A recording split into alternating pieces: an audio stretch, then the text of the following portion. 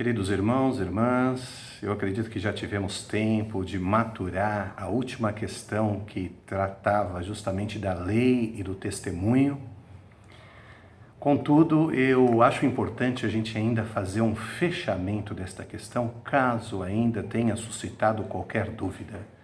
Nós, na ocasião, colocamos diversas passagens bíblicas. É certo que a gente não esgota as passagens bíblicas tratando da lei, dos 10 mandamentos e do testemunho, meus irmãos. Apenas algumas passagens bíblicas que tratam do assunto é que a gente faz a abordagem aqui, tá? Vamos seguir? Antes mesmo, vamos fazer uma oração? Amado e grandioso Deus, aqui estamos, Senhor, em Tua presença para agradecer pela vida, pela saúde e pela oportunidade, Senhor, em que temos novamente de estudar a Sua Santa Palavra. Amado Deus, que possamos entender o que o Senhor quer de cada um de nós, que venhamos fazer a Sua vontade e não a nossa, Senhor, que possamos seguir a Ti e não ao que os homens dizem, Senhor. Contudo, precisamos que o Teu Santo Espírito venha habitar a cada um de nós neste momento e nos dar a devida sabedoria, Senhor, para que possamos fazer a Sua vontade. E esta sempre, até alcançarmos a vida eterna, que é a promessa para cada um de nós, Senhor. Em nome do Teu amado Filho Jesus, é o que lhe pedimos e lhe agradecemos. Amém. Esta última questão, meus irmãos, vamos fazer a leitura novamente para a gente fazer breves comentários a respeito e a gente faz o fechamento do raciocínio. Qual é a prova a ser aplicada a todo professo ensinador da verdade? Qual é a resposta, meus irmãos? Está lá em Isaías 8, versículo 20. A lei e ao testemunho, se eles, aqueles que ensinam, não falarem desta maneira, jamais verão a alva. Percebe a gravidade daquele que ensina, se não ensinar a palavra de Deus a contento, da forma que Deus quer que seja ensinada, meus irmãos? A responsabilidade que cada um temos em levar a palavra de Deus adiante? A lei e o testemunho, meus irmãos, todos nós sabemos que aqueles que aceitam a Cristo é testemunho de Cristo nesta terra. Cristo, nosso Salvador e Redentor, aquele que sofreu por cada um de nós e nos remiu. Ele morreu pelo meu pecado e morreu pelo seu pecado, meus irmãos. Exatamente dessa maneira foi o que Cristo veio fazer aqui na terra. Quanto à lei, meus irmãos, qual seria esta lei senão os 10 mandamentos? Aquele escrito pelo autor da vida, Deus, meus irmãos. Está lá em Êxodo 20 e Deuteronômio 5. Sabemos, meus irmãos, e é importante justamente frisarmos essa situação, porque todos nós sabemos que a salvação é individual. E visto ser individual, devemos cada um de nós fazer o melhor, meus irmãos. E o melhor agradando a Deus e não aos homens. Exatamente desta forma, meus irmãos. Embora todos nós sabemos que somos salvos pela graça, meus irmãos, ou seja, Cristo morreu na cruz, sofreu por cada um de nós. Eu digo, haverá um juízo divino, meus irmãos, e todos nós sabemos que haverá um juízo divino. Enfrentaremos um tribunal? Sim, enfrentaremos um tribunal. E quando se enfrenta um tribunal, meus irmãos, com base em qual lei? Não seriam os 10 mandamentos, meus irmãos? Vamos trazer essa ideia aos nossos dias, meus irmãos. A nossa lei terrena fala sobre homicídio. Nós deveríamos falar de homicídio se não tivesse uma lei que tipificasse esta conduta? Tipificar é justamente apontar como um crime e a devida reclusão em consequência daquela atuação. Se, em âmbito material, a lei terrena trata essa situação e para se falar de um crime você precisa tipificar, precisa ler ter a lei que venha a tratar do assunto, meus irmãos? Por que em relação a Deus seria diferente? Ou seja, todos nós sabemos que somos salvos pela graça. Contudo, existe a obediência, meus irmãos. E a obediência a quê? Que a obediência é o princípio do reino celestial. E a obediência a quê? Senão aos 10 mandamentos. A vontade de Deus para cada um de nós. A lei eterna, a lei universal, meus irmãos. Apenas para que haja este entendimento, meus irmãos. Agora, devemos falar em pecado se não houvesse a lei que o tipifica, meus irmãos? E quando a gente fala lei, nós estamos falando de 10 mandamentos. Qual será a lei pela qual seremos julgados, meus irmãos? Se não os 10 mandamentos? Por sinal, acredito que boa parte dos irmãos já sabem que já estamos sendo julgados. As profecias apontam isso. Quando pegamos para estudar as 2.300 tardes e manhãs, justamente a profecia de Daniel, sabemos que este julgamento se iniciou nas mansões celestiais no ano de 1844, meus irmãos. E os fiéis são os primeiros a serem julgados? Os primeiros, meus irmãos. Nós ainda vamos ver com mais profundidade esse estudo lá na frente. Mas vale sim chamar a atenção. O que Cristo passou a fazer nas mansões celestiais a partir de 1844, meus irmãos? Se não ter saído do espaço santo, no santuário celestial, saiu do espaço santo e passou ao espaço santíssimo. E ali iniciou o juízo investigativo, meus irmãos. Eu digo mais, apesar de não sabermos o momento exato da volta de Cristo, as profecias apontam que no final desse juízo investigativo, Cristo apontará nos céus, meus irmãos. E para a honra e glória de Deus, que eu e que você estejamos preparados, meus irmãos, e que não venhamos a hesitar em momento nenhum. Fizemos o melhor para Deus? E como fazer o melhor para Deus se não conhecer a sua santa palavra, a sua santa escritura, o que Ele deixou para cada um de nós como manual de vida, meus irmãos? Segue para nossa reflexão. Faremos novamente a leitura e já seguimos com outras questões. Qual é a prova a ser aplicada a todo professo ensinador da verdade, ensinador da palavra de Deus? A resposta está em Isaías 8:20. A lei e ao testemunho. Se eles não falarem desta maneira, se aqueles que ensinem, não falarem desta maneira, jamais verão a alva, meus irmãos. Sigamos. O que Deus deseja que sua palavra seja para nós neste mundo de trevas, pecado e morte? A resposta está lá em Salmos 119, versículo 105.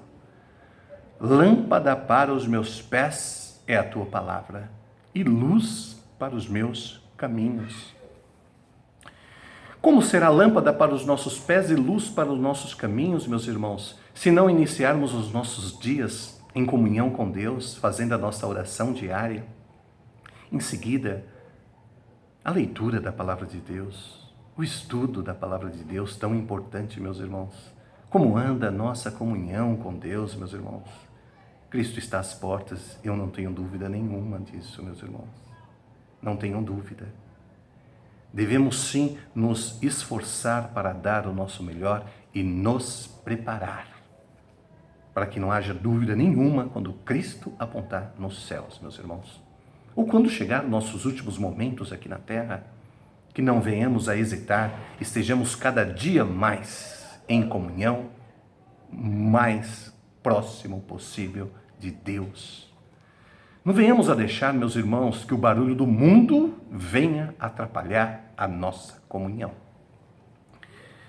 Vamos mais a uma questão, meus irmãos. Até que ponto Deus engrandeceu a sua palavra?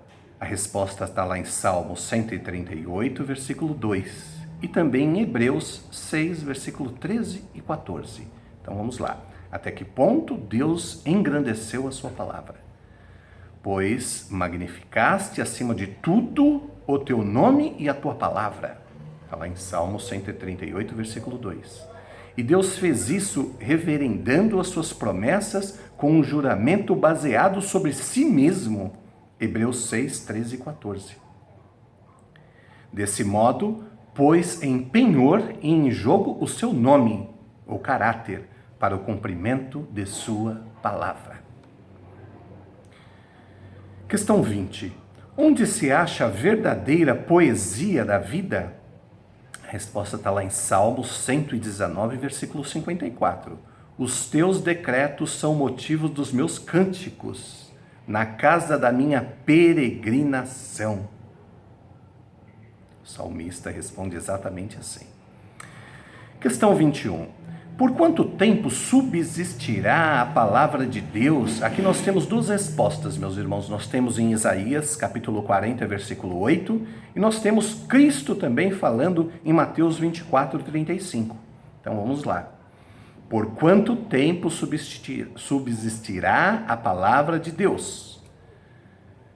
A resposta em Isaías: seca-se a erva e cai a sua flor, mas a palavra de nosso Deus permanece eternamente. Isaías 40, versículo 8. E Cristo diz: passará o céu e a terra, porém as minhas palavras não passarão. Está lá em Mateus 24, 35. Porque qualquer dúvida a respeito dos 10 mandamentos, meus irmãos, venhamos a entender isso e dar o nosso melhor, meus irmãos. Dar o nosso melhor, não ao homem, mas a Deus, que este sim devemos toda a honra, toda a glória, toda a nossa adoração, meus irmãos. Sigamos. Qual é o conselho do profeta Isaías referente às Escrituras? Está lá em Isaías 34, 16. Buscai no livro do Senhor e lede, nenhuma dessas criaturas falhará. Devemos falhar, meus irmãos? Em hipótese nenhuma, se tivermos a devida comunhão com Deus e nos ligarmos, meus irmãos, aos céus, através da comunhão diária. Por que os bereanos foram louvados? Nós até falamos, meus irmãos, sobre os bereanos. Os bereanos justamente eram aqueles pela qual não era enganado por homem. Porque tudo que o homem falava em sua pregação, os bereanos iam lá conferir na palavra de Deus para ver se realmente estavam dizendo conforme Deus quer para cada um de nós. Bereanos não eram enganados, meus irmãos. Que cada um de nós tenhamos a disciplina de estudar a palavra de Deus e que não sejamos também enganados, meus irmãos. E sim venhamos a confirmar na palavra de Deus o que cada um daqueles estão pregando para nós, meus irmãos, para saber se é o que Deus quer ou se é providência humana, providência do homem, meus irmãos. Então segue aqui. Por que os bereanos foram louvados? A resposta está em Atos 17, 11. Está aqui. Ora, estes de Bereia eram mais nobres que os de Tessalônica, pois eles receberam a palavra com toda a avidez. Aí vem uma parte muito importante, pela qual ele justamente obedece o que Cristo nos mandou, examinar as Escrituras. Eles examinavam as Escrituras todos os dias, para ver se as coisas eram de fato assim, conforme eram expostas a eles. Está lá em Atos 17, 11. Se a palavra de Deus fosse estudada como deveria ser, diz a conhecida escritora Ellen White, os homens teriam mente mais aberta, nobreza de caráter, firmeza de propósito, que raramente se vêem nestes tempos. Olha que lindo, meus irmãos. Os homens teriam mente mais aberta, nobreza de caráter e firmeza de propósito, que raramente se vêem nesses tempos. Lembramos das qualidades de Jó, meus irmãos. Olha, bem pouco benefício, porém, se tira de uma leitura apressada das Escrituras. É possível ler a Bíblia inteira e, no entanto, deixar de reconhecer-lhe a beleza ou compreender-lhe o sentido profundo e oculto. Uma passagem que se estuda até que seu sentido seja claro à mente e evidente a sua relação para com o plano da salvação. É de maior valor do que a leitura de muitos capítulos sem ter em vista nenhuma instrução positiva. Esse está no livro E Recebereis Poder, página 117, da escritora Ellen White. Questão 3. Que comparação indica que algumas porções da palavra de Deus são mais difíceis de ser compreendida do que outras? A resposta está lá em Hebreus 5:12, meus irmãos. Pois, com efeito, quando devíeis ser mestre, atendendo ao tempo decorrido, tendes novamente a necessidade de alguém que vos ensine de novo quais são os princípios elementares dos oráculos de Deus. Assim, vos tornastes como necessitados de leite e não de alimento sólido. Hebreus 5:12.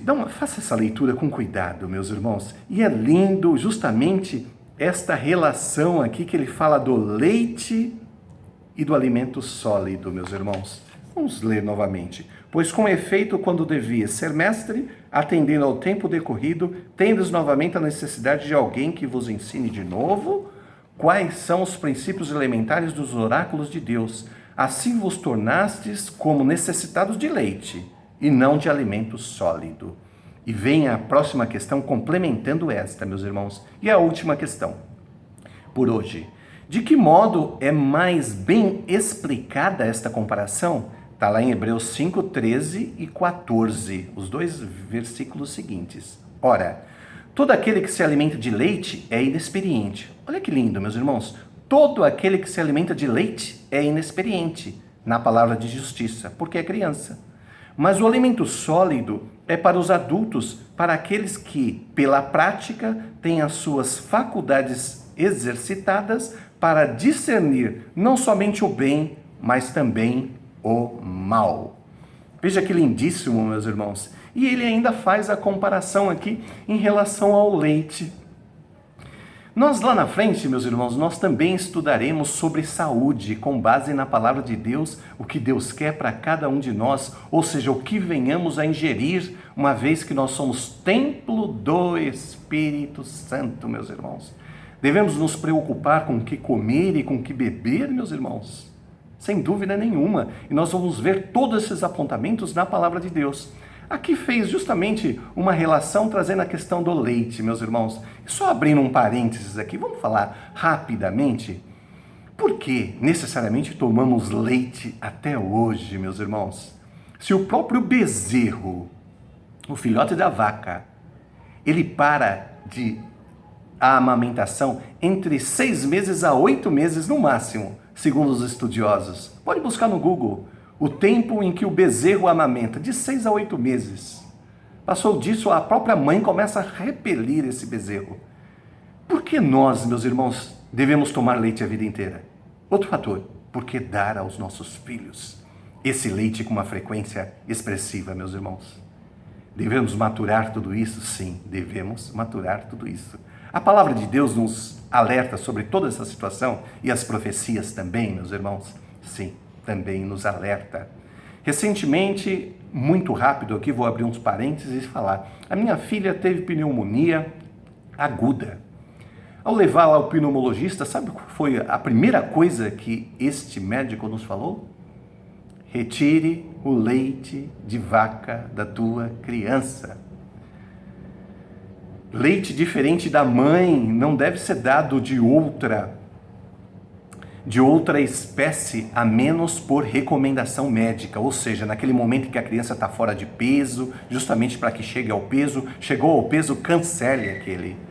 Segundo ele pediu corte o leite da criança, e minha criança tem 3 anos de idade. Ele falou, nós vamos arrumar uma outra forma de substituir o cálcio. Contudo, não justifica continuar dando este leite, porque ele só gera muco. Veja que interessante, meus irmãos. E para nossa reflexão, o bezerro deixa de mamar entre 6 a 8 meses. Lá na frente, faremos o estudo, meus irmãos, justamente do tema saúde. E falaremos sobre várias situações pela qual Deus responde em sua palavra o que é melhor para cada um de nós, visto que somos templo do Espírito Santo. Por ora, Deus abençoe os irmãos. Façamos o Pai Nosso para encerramento deste nosso sermonete hoje. Seja tudo para a honra e glória de Deus, meus irmãos. Deus abençoe a cada um de vocês. Oremos. Pai nosso que estais nos céus, santificado seja o teu nome. Venha a nós o teu reino, seja feita a tua vontade, assim na terra como nos céus. O pão nosso de cada dia dá-nos hoje, perdoai as nossas dívidas, assim como nós perdoamos aos nossos devedores. Não nos deixeis cair em tentação, mas livra-nos do mal, porque teu é o reino, o poder e a glória para todos sempre. Em nome de Jesus. Amém. Deus abençoe vocês, meus irmãos. Até a próxima.